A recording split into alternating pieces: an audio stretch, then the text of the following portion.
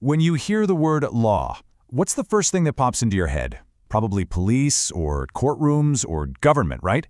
But what if the word means so much more than that?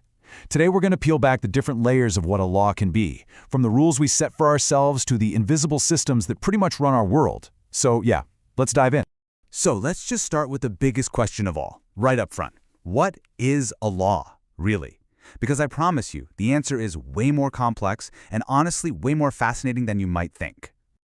Just to show you how broad this idea can get, look at these two things side by side. On one hand, you've got a personal, almost spiritual principle, the law of karma. And on the other, you've got this foundational idea about government from James Wilson, one of America's founding fathers. One is about your inner beliefs, the other is about how we organize an entire society. And that's the huge spectrum we're going to be exploring. First up, let's talk about the most intimate kind of law there is, the personal codes, the principles that you and I choose to live by every single day. You know, a perfect way to get your head around this is to look at the laws of karma. Now, these aren't rules passed by any government. They're guiding principles. They're all about ideas like cause and effect, taking ownership of your choices and actively building the life you want. It's basically a framework for governing yourself. And look, this isn't just some abstract theory. People use these kinds of personal laws all the time.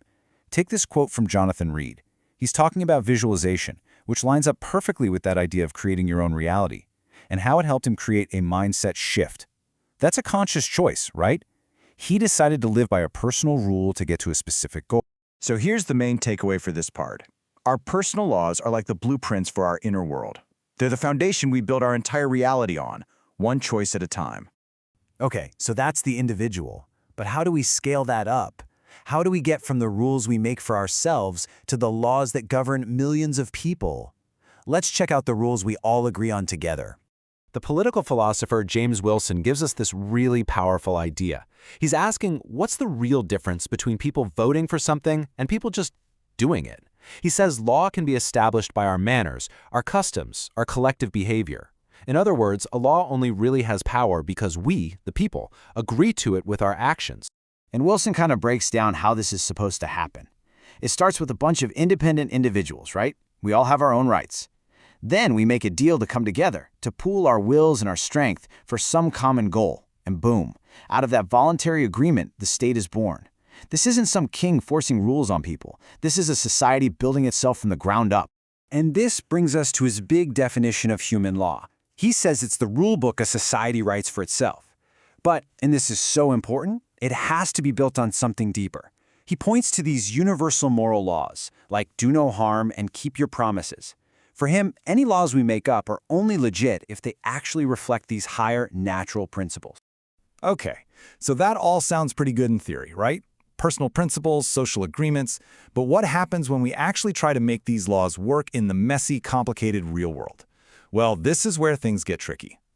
I mean, just look at this data. Americans are overwhelmingly clear about what they want the government to focus on. The economy, jobs, terrorism. The numbers are huge. So if we all agree on the problems, making the right laws to fix them should be a piece of cake, right? Yeah, not so fast. There is this huge gap between knowing what a problem is and actually creating a law that solves it. And the reason for that gap is often something totally invisible. And that invisible obstacle? It's something called a policy paradigm. The best way to think about it is like a collective mindset, a shared set of assumptions about how the world works. This paradigm acts like a filter. It controls which problems we even see as problems, and what kinds of solutions we think are even possible.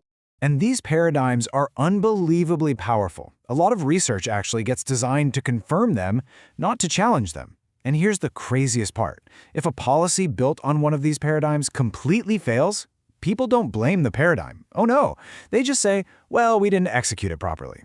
This makes these belief systems almost impossible to change, even when all the evidence says they're not working. And here's a jaw-dropping, real-world example from one of our sources. A major study found that certain very expensive educational programs in inner-city schools did basically nothing to improve student achievement. So, did that make policymakers rethink the whole approach? Nope. The underlying belief in that type of solution, the paradigm, stayed completely untouched. The failure was just blamed on bad implementation, not a bad idea. So all of this brings us to our final, and maybe the most mind-bending layer of law. The unwritten systems that just operate with no single person in charge, shaping our world in ways we barely even notice. We've talked about the rules in our own heads and the rules in the law books. But there are these deeper, older systems running in the background that act like laws all on their own. Now, this might seem random, but stick with me. This quote from a French text about insects in New Caledonia is a surprisingly perfect metaphor. The author is saying it's really hard to tell the difference between the ancient native species and the newer ones that have been introduced. An ecosystem, you see, is a deep, complex system with its own ancient rules, and our societies are exactly the same way. And that's the whole idea here. Just like nature, our societies are run by these complex, unwritten rules. Think about those policy paradigms we were just talking about. Those are part of the ancient stock of our culture. We didn't consciously invent a lot of these systems, but man, do they direct our behavior and our choices every single day. So let's just tie this all together. We've got 3 layers of law. You've got your personal law, the rules you live by. You've got societal law, the rules we all officially agree on, like a constitution. And then you have this deep layer of unwritten law, the hidden paradigms and belief systems that quietly shape everything else. So, I'll leave you with this one last question to think about. When you really look at your own life, your community, your country, which of these laws, the personal, the societal, or the unwritten, do you think truly holds the most power?